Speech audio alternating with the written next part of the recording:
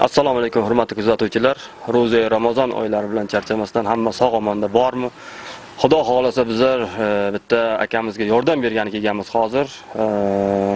Kitob tumani bolnitsasi va kardiologiya bo'limiga kelganmiz. Akamizni ahvoli bilan ko'rsatamiz. Hali ahvolini ham juda ham kuchli shoshilishimiz kerak. Bir haftalik vaqtimiz qolgan. Shunga imkon qadar yordam berishimiz kerak. Videoni tarqatib qo'yishimiz kerak, tegishli joylarga yetib borish kerak bu video.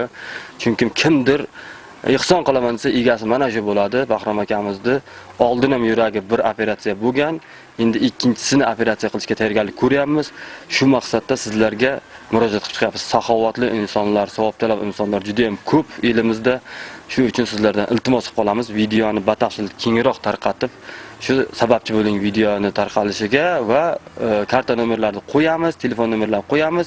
Xudo xolasa Bahrom akani sayil kunlarigacha oyoqqa turg'izib, Xudo xolasa oilasi bag'riga qaytarishni niyat qilganmiz. Xudo xolasa videoni kuzatib boringlar. Keyin ko'rdilaring, biz hozir ichkariga kirdik. Bahrom akani oldiga kirganimizda holat yaxshi emas edi. Bizlar chiqarib yuborishdi, ruxsat berilmadi bizga videoga olishga. Imkon qadar yana boshqa vaqt kelib turib, videoga olishga harakat qilamiz. Ertadan keyinga qarshiga olib ketadi akamizni.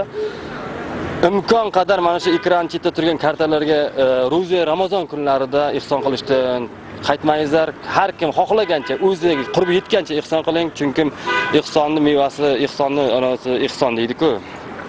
Hozir gapim kelmayapti to'g'risi.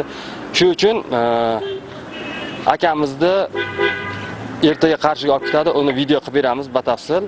Yana ro'za Ramazon kunlarida ihson qilingizlar, chunki bitta odamni o'rniga, mana shu odamni o'rniga o'zlaring qo'yib ko'ringlar. Nechta bolasi bor, yaqinda to'y qilaman degan, bu endi manbola holatda endi juda ham qiyin holatga tushib turibdi endi.